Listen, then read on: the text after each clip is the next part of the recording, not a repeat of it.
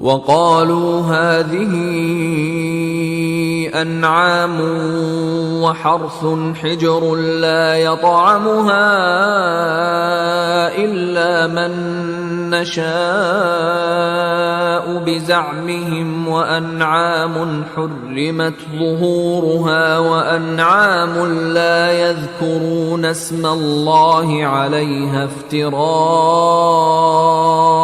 عليه سيجزيهم بما كانوا يفترون. They say, these animals and these crops are sacrosanct. None may eat of them save those whom we will, imposing interdictions of their own contriving. And they declare that it is forbidden to burden the backs of certain cattle, and these are the cattle over which they do not pronounce the name of Allah. All these are false fabrications against Allah, and He will soon requite them for all that they fabricate, imposing interdictions of their own contriving. There was a practice among the people of Arabia, whereby they used to consecrate certain animals and farms to certain shrines, and had offerings at certain altars. These consecrated offerings could not be used by everybody. An elaborate code laid down what kind of offering could be used by what kind of people. God not only judges such practices to be polytheistic, but also censures them as man-made innovations. God was the master of all that they had consecrated as offerings to the deities. He had neither encumbered human beings with the need to make any of those offerings and consecrations, nor imposed those restrictions on what they might consume. These were the willful inventions of headstrong and rebellious people who attributed to themselves the authority to make laws as they pleased. And these are the cattle over which they do not pronounce the name of Allah. The traditions indicate that there were certain ritual offerings, and that on certain occasions animals were consecrated for sacrifice, at which it was deemed unlawful to pronounce the name of God. It was also prohibited to ride such animals during the pilgrimage, since at that time the pilgrim pronounced the name of God when he recited the formula, Labbaik Allahumma Labbaik. Every care was taken not to pronounce the name of God at the time of milking, mounting, slaughtering, and eating of such animals. All these are fabrications against Allah. Even though those rules had not been laid down by God, people followed them under the false impression that they had been prescribed by Him. They could not adduce any injunction from God in support of such a belief, and all that they could claim was that it was an integral part of their ancestors' way of life. وقالوا ما في بطون هذه الأنعام خالصة لذكورنا ومحرم على أزواجنا وإن يكن ميتة فهم فيه شركاء سيجزيهم وصفهم إنه حكيم عليم. And they say, what is within the bellies of such and such cattle is exclusively for our males and is forbidden to our females. But if it be born dead, they all may share in it. He will soon requite them for all that they falsely attribute to Allah. He is all-wise, all-knowing. And is forbidden to our females. But if it be born dead, they all may share in it. One of the provisions of the self-contrived religious code of the Arabs was that the flesh of the young born of the animals consecrated as offering to the deities might be eaten by males but not by females. Persons of both sexes were allowed to eat its flesh if it had died either a natural death or was dead at birth. قد خسر الذين قتلوا أولادهم سفها بغير علم وحرموا ما رزقهم الله افتراء على الله قد ضلوا وما كانوا مهتدين. Those who slayed their children in folly without knowledge and forbade the sustenance that Allah has provided them, falsely ascribing that to Allah, are utter losers. They have gone astray and are certainly not among those guided to the right way. They have gone astray and are certainly not among those guided to the right way. It is put to them plainly that even though such practices had been introduced by their forefathers, religious guides and outstanding leaders, the fact remained that those practices were inherently unsound, that those practices had come down from their ancestors and venerated elders did not necessarily legitimize them. These callous people had introduced such inhuman customs as infanticide and without any justification whatsoever had prohibited to the creatures of God food and drink which He had created. They had also introduced many innovations themselves, making them part of their religion and ascribing them to God. How could such people be considered either to have attained salvation or to be rightly guided? Even though venerated by them as their ancestors, they were nevertheless misguided and were destined to see the evil consequences of their misdeeds. وهو الذي أنشأ جنات معروشات وغير معروشات والنخل والزرع مختلفا أكله والزيتون والرمان متشابها وغير متشابه كلوا من ثمره إذا أثمر وآتوا حقه يوم حصاده ولا تسرفوا إنه لا يحب المسرفين. It is He who has brought into being gardens, the trellised and the untrellised, and the palm trees and crops, all varying in taste, and the olive and the pomegranates, all resembling one another, and yet so different. Eat of their fruits when they come to fruition, and pay His due on the day of harvesting. And do not exceed the proper limits, for He does not love those who exceed the proper limits. It is He who has brought into being gardens. The Arabic expression Jannatin ma'arushayatin wa ghayra ma'arushayatin signifies two kinds of gardens. First, those consisting of trellised plants, and second, those consisting of trees which stand on their own. ومن الأنعام حمولة وفرشا كلوا مما رزقكم الله ولا تتبعوا خطوات الشيطان إنه لكم عدو مبين. And of the cattle He has reared some for burden, and some whose flesh you eat, and whose skins and hair you use to spread the ground. Eat of the sustenance Allah has provided you, and do not follow in the footsteps of Satan, for surely he is your open enemy. And whose skins and hair you use to spread the ground. The word farasha, which means to spread, to pave, to cover the ground, floor, or path, has been used in the context of cattle, either one, because they are relatively short, and in moving about they seem to have been touching the ground, two, because when they are slaughtered they have to be laid on the ground, or three, because their skins and hair are used for furnishing purposes. And do not follow in the footsteps of Satan, for surely he is your open enemy. It becomes clear from the context that God wants to emphasize three things. First, that the orchards, fields, and cattle are all bounties of God. No one else has made any contribution to them, and hence no one is entitled to any share in the thanks that man ought to give Him in return for these bounties. Second, since all those things are bounties of God, one ought to follow the laws of God alone while making use of them. No one else has the right to regulate their use. To acknowledge oneself bound by customs and practices laid down by others than God, and to make offerings out of a feeling of gratitude for beneficence to someone other than God, constitutes acts of rebellion and amount to following Satan. Third, as God has created all these things for the fulfillment of man's needs, they should not be unnecessarily suspended from the use or be regarded as prohibited. All restrictions on the use of the means of sustenance and other bounties of God based on conjecture or superstition are not to His liking at all. 8 أزواج من الضأن 2 ومن المعز 2 قل الذكرين حرم أم الأنثيين أما اشتملت عليه أرحام الأنثيين نبئوني بعلم إن كنتم صادقين.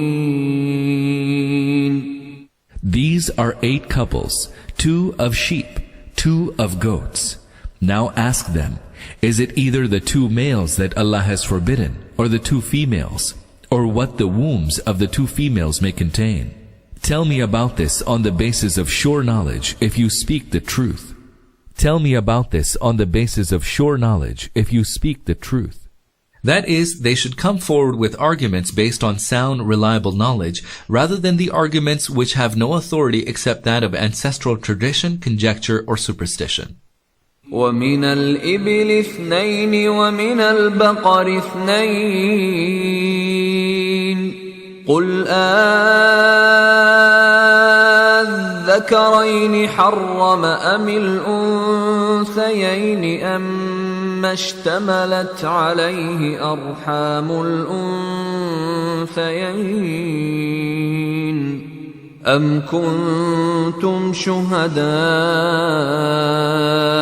إذ وصاكم الله بهذا فمن أظلم ممن افترى على الله كذبا ليضل الناس بغير علم إن الله لا يهدي القوم الظالمين.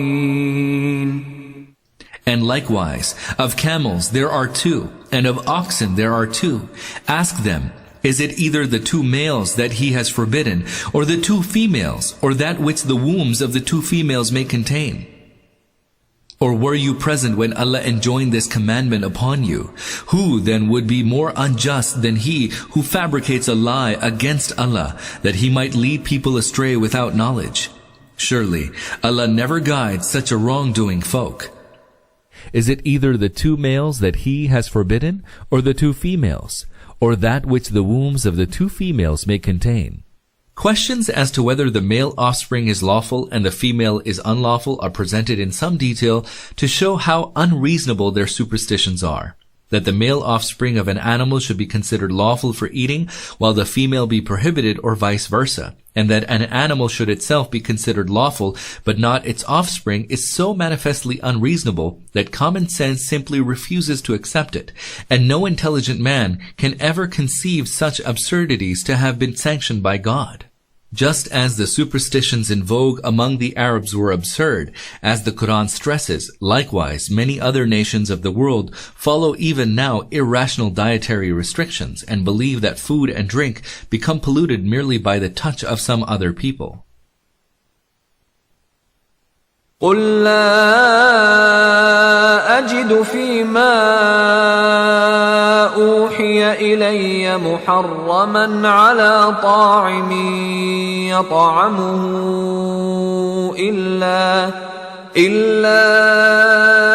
أَن يَكُونَ مَيْتَةً أَوْ دَمًا مَّسْفُوحًا أَوْ لَحْمَ خِنزِيرٍ فإنه رجس أو فسقا أهل لغير الله به فمن اضطر غير باغ ولا عاد فإن ربك غفور رحيم.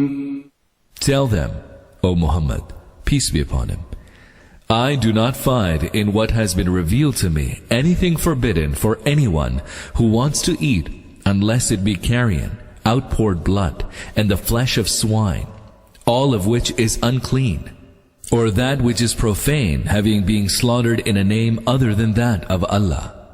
But whosoever is constrained to it by necessity, neither desiring to disobey, nor exceeding the limit of necessity, your Lord is surely all forgiving, all compassionate. Or that which is profane, having been slaughtered in a name other than that of Allah. See for this Surah Al-Baqarah 2:173, Surah Al-Ma'idah 5:3, and Surah Al-Nahl 16:115. The slight difference between this verse and Surah Al-Baqarah 2:173 is that whereas the latter mentions blood as prohibited, the present verse qualifies it with outpoured, for instance the blood which has flowed as a result of either injuring or slaughtering an animal. This in fact constitutes an elucidation of the former injunction rather than the revelation of a different one. Likewise, Surah Al-Ma'idah 5:3 mentions the prohibition of certain other categories. Animals strangled or killed by blows, those which have died from either falling or goring, and those devoured by a beast of prey, in addition to the 4 classes mentioned here. This is not an independent divergent injunction. It is rather an explanation signifying that the animals thus killed fall into the category of carrion. There is a group of Muslim jurists who believe that prohibition is confined to these 4 classes of animal food, and that the eating of everything else is lawful. This was also the view of Abdullah bin Abbas and Aisha. Several traditions, however, indicate that the Prophet, peace be upon him, either told people not to eat certain things or expressed his disapproval at their eating them. For example, domesticated donkeys, beasts with canine teeth, and birds with claws. It is for this reason that the majority of jurists do not consider prohibition confined to these 4 classes but extended to several others. These jurists disagree, however, on which of those things are unlawful and which are lawful. Abu Hanifa, Malik, and Shafi, for example, consider domesticated donkeys to be unlawful. Others argue that the Prophet, peace be upon him, forbade them on a special occasion and because of a special reason. To cite another example, the Hanafi jurists hold wild beasts, birds of prey, and animals which feed on carrion to be absolutely unlawful, whereas Malik and Awza'i hold birds of prey to be lawful. Layth considers the cat to be lawful. In the same way, Shafi considers prohibition to be confined only to those beasts which actually attack man, such as lion, wolf, tiger, and so on. In the opinion of another jurist, Ikramah, both crow and badger are lawful. Likewise, whereas the Hanafi jurists declare all crawling creatures to be prohibited, Ibn Abi Layla, Malik, and Awza'i hold the snake to be lawful. Upon reflection of these divergent opinions and the arguments adduced in support of them, it becomes clear that the categorical prohibition embraces only those 4 classes mentioned in the Quran. As for other types of animal food, regarding which the jurists have expressed a negative view, they seem to carry varying degrees of religious disapprobation. The things whose disapprobation is established by statements of the Prophet, peace be upon him, transmitted to us through sound traditions, are relatively close to prohibition. As for things regarding which there is disagreement among jurists, their religious disapprobation becomes doubtful. Temperamental dislike, however, is quite a different matter. The law of God does not force anyone to eat everything which is not prohibited. At the same time, the law does not entitle anybody to exalt his personal likes and dislikes into a criterion of what is lawful and unlawful. No one is justified in reproaching others for consuming lawful things which offend his tastes. وعلى الذين هادوا حرمنا كل ذي ظفر ومن البقر والغنم حرمنا عليهم شحومهما إلا ما حملت ظهورهما أو الحوايا أو ما اختلط بعظم ذلك جزيناهم ببغيهم وإنا لصادقون. And to those who had Judaized, we have forbidden all beasts with claws, and the fat of oxen and sheep, except the fat which is either on their backs or their entrails, or that which sticks to the bones. Thus did we requite them for their rebellion. Surely we state the truth. Thus did we requite them for their rebellion. This is discussed at 3 places in the Quran. Surah Al-Imran 393 states, all food was lawful to the children of Israel except what Israel made unlawful to themselves before the revelation of the Torah. Tell them, bring the Torah and recite any passage of it if you are truthful. Surah Al-Nisa 4:160 mentions that because of the misdeeds of the children of Israel, We forbade them many clean things which had earlier been made lawful to them. And now the present verse says that because of the transgression of the Jews, God forbade unto them all beasts with claws, and the fat of oxen, and the sheep except the fat which is either on their backs, or their entrails, or that which sticks to the bones. If these three verses are taken together, it becomes clear that the differences between Islamic law and Jewish law with regard to what is lawful and what is unlawful in animal foods stems from two considerations.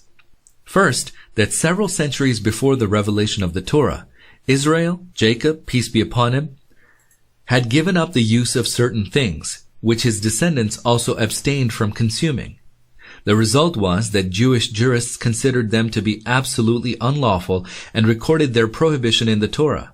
They included the camel, the hare, and the rock badger, the prohibition which is mentioned in the fragments of the Torah embodied in the Bible. See Leviticus 11:4, Deuteronomy 14:7. But the Quran challenges the Jews to come forward with the Torah itself and show where any of those things have been declared unlawful. Their inability to do so shows that those interdictions must have been later interpolations into the Torah. Second, when the Jews rebelled against the law revealed by God and set themselves up as their own lawgivers, they made several things unlawful for themselves, and as a punishment, God allowed them to remain a prey to that misunderstanding.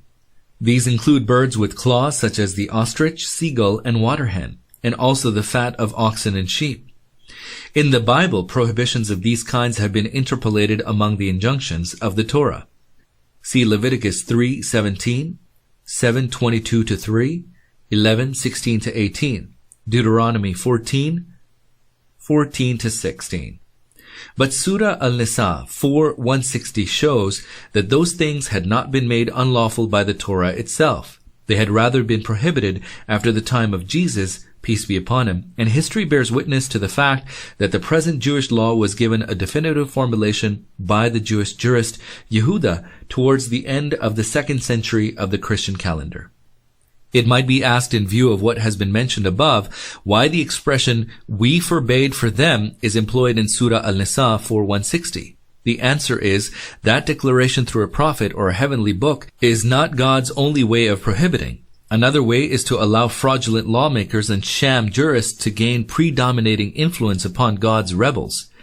These in turn deprive them of many good, clean things of life by making them believe that they are prohibited. The first kind of prohibition is an act of His mercy, whereas the second kind is in the nature of a curse and punishment from God.